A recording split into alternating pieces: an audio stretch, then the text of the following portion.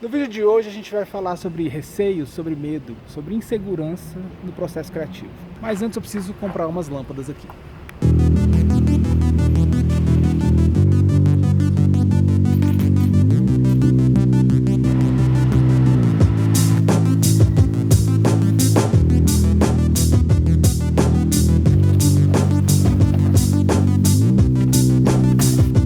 Quando eu venho em loja de ferragem, eu acabo sempre ficando mais do que eu deveria. Essa loja aqui, por exemplo, eu nunca tinha prestado atenção nas coisas que tem aqui. E tem tudo o que você imaginar de ferragem elétrica, marcenaria, tem tudo. Então, acho que eu tenho um novo lugar favorito nessa cidade aqui, viu?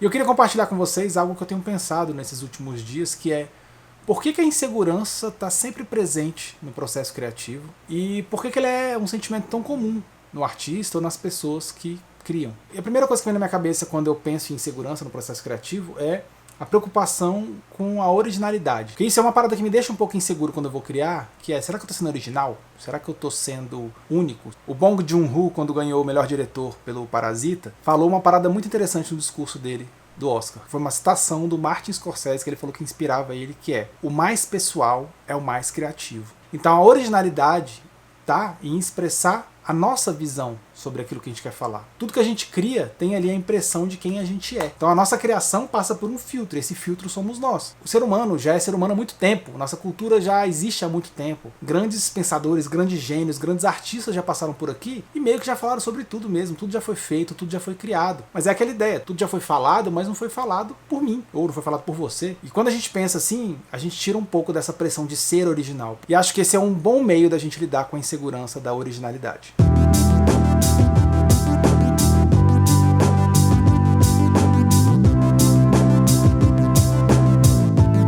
E outro tipo de insegurança que eu sinto, que eu acho que é muito comum e provavelmente vocês vão se identificar, é: será que o que eu estou fazendo é realmente bom? E esse é um tipo de sombra que sempre está presente quando eu vou criar alguma coisa. O principal problema aqui é porque isso gera uma das coisas mais perigosas para a criatividade, que é a busca por ser perfeito. Ou seja, é um perfeccionismo. Então, porque a gente se sente inseguro se aquilo tá bom ou não, a gente começa a querer ajustar mais. A gente começa a ficar se preocupando tanto com os detalhes daquilo que a gente está criando, e os detalhes são infinitos, que a gente trava, a gente para, a gente se bloqueia, a gente começa a não sair do lugar.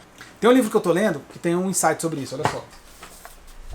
Esse livro aqui se chama Pescaria Noturna, Elaborando o Lado Sombrio da Psique. É um livro de abordagem da psicologia analítica, que é a área da psicologia que eu sou formado. É um livro muito massa, mas você tem que conhecer um pouco da linguagem da psicologia analítica para conseguir aproveitar bem o livro. Então é um livro que fala só desse lado mais sombrio da criatividade e inclusive a insegurança está nesse lado sombrio. E aqui tem uma parte falando sobre perfeccionismo. Olha só que massa e que tem a ver com isso que eu estava falando. O desejo de se destacar gera um excesso de preocupação com os pequenos detalhes da obra, que nunca parecem suficientemente bons ou à altura de merecerem um reconhecimento de genialidade que deveriam evidenciar. Então o que esse texto está falando aqui é: o perfeccionismo, na verdade, é uma preocupação excessiva com o reconhecimento, sacou? A gente fica tão ligado nos detalhes e querendo fazer uma obra tão perfeita porque, na verdade, a nossa preocupação deixou de ser com o processo criativo e passou a ser com reconhecimento, com resultado. E aí, quando isso está acontecendo comigo, eu lembro, eu já até falei isso aqui no vlog, em outros vlogs, e isso também é uma ideia muito comum das pessoas que criam, que é: foca no processo. Deixa eu focar naquilo que eu posso controlar, que é o processo criativo, é o fazer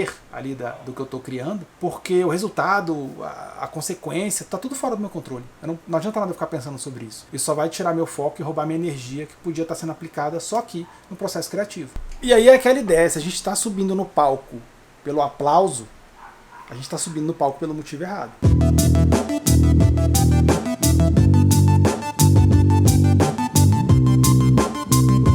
Isso leva a um outro tipo de insegurança muito comum também, que é a gente ficar exagerando a nossa expectativa com relação ao que a gente está criando. Então eu já me senti inseguro muitas vezes porque eu estava comparando o que eu estava começando a criar ali com obras que já existem. Acho que a gente faz uma confusão, acho que eu já fiz essa confusão várias vezes, que é pegar um artista que eu admiro e confundir essa admiração com eu quero que minha obra seja assim. Porque é uma injustiça com a gente mesmo, a gente querer comparar algo que está nascendo com algo que já existe, já está solidificado. O processo desses artistas já passou por uma série de caminhos, já amadureceu o suficiente, e a gente se identifica com aquilo e quer que aquilo que a gente está começando a criar alcance o mesmo resultado, ou tenha o mesmo valor, enfim. Então quando a gente exagera muito essa cobrança pelo resultado daquilo que a gente está criando, a gente fica inseguro. E aqui eu acho que o principal problema disso, e já aconteceu comigo algumas vezes, e eu sempre tento evitar, esse tipo de comparação exagerada faz com que a gente aborte uma ideia no período inicial ainda. E isso é um erro. Ó, o zoomzinho dramático aqui, ó, zoomzinho dramático. Se a gente aborta uma ideia logo no começo, a gente perdeu a oportunidade de saber o que aquela obra ia se tornar. Se a gente está no início do processo ainda, a gente não sabe o que vai acontecer, porque grande parte do processo criativo é desconhecido. Pode até ser que lá no final a ideia se mostre ruim mesmo, e que não era o que a gente queria fazer, mas sempre tem uma aprendizado nisso. A gente aprende a usar melhor uma ferramenta, a gente aprende a entender melhor um tipo de recurso que existe, a gente tem um conhecimento maior porque a gente teve que buscar referências. Sempre tem um aprendizado no processo. E como a gente não sabe como é que esse processo vai terminar, é um erro a gente cancelar ele logo no começo.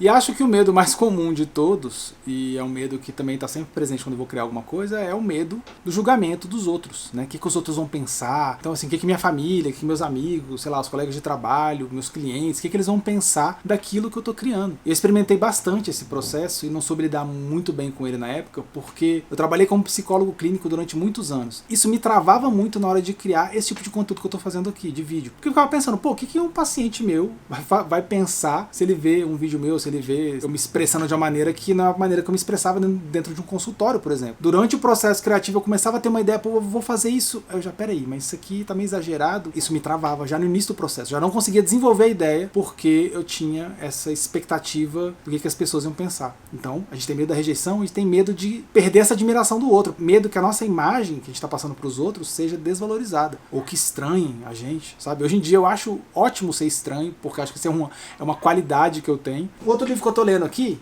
que é esse aqui, O Ato Criativo, do Rick Rubin, gente, esse símbolo tá redondo com ponta aqui, não tem nada a ver com isso aqui, tá? Esse aqui eu tava pintando a capinha que ia tampar os fios aqui da luminária, eu pintei com spray, mas no final ficou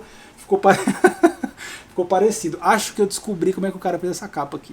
Aqui tem um texto onde ele fala sobre insegurança, fala sobre como é comum esse sentimento nos artistas. A sensibilidade que o artista tem para ver o mundo é a mesma coisa que torna ele vulnerável a todas essas críticas e esse medo do julgamento, e é o que deixa ele inseguro. São extremamente sensíveis para perceber as coisas que os outros não percebem e para poder criar, só que essa sensibilidade deixa eles vulneráveis. Então o ato criativo deixa a gente vulnerável. E é sempre muito difícil estar vulnerável na frente dos outros. E não é massa isso? Que uma das maiores qualidades do artista talvez seja também, ao mesmo tempo, um dos maiores defeitos? Curioso.